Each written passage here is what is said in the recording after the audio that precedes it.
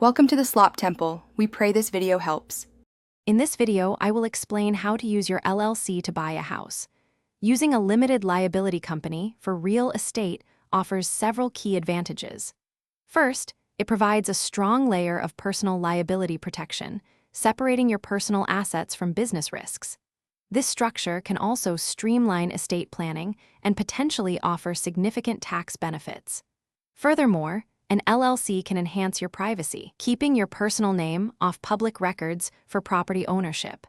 Understanding these benefits is the first step in leveraging your LLC effectively. Establishing your LLC correctly is crucial for its success. Begin by selecting a unique name and registering it with the appropriate state authority, typically the Secretary of State. Next, you must appoint a registered agent who will handle all official correspondence. A well-drafted operating agreement is essential, outlining member responsibilities and profit distribution. Finally, secure an employer identification number, or EIN, from the IRS, which acts as your LLC's tax ID. Financing a property purchase through your LLC often differs from a personal mortgage. Traditional lenders may view LLCs as higher risk, making conventional loans harder to obtain.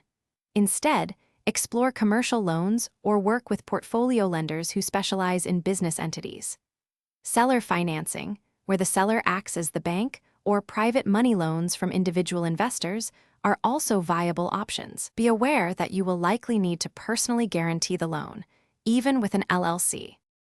Effective management of your LLC property is vital for maintaining its benefits. Always keep your LLC's finances strictly separate from your personal accounts. This means dedicated bank accounts. Meticulously track all income and expenses, as this is crucial for tax purposes and legal compliance. Ensure you adhere to all state and local regulations, including annual report filings.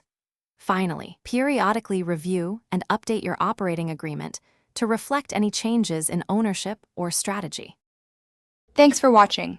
Consider subscribing if we helped you.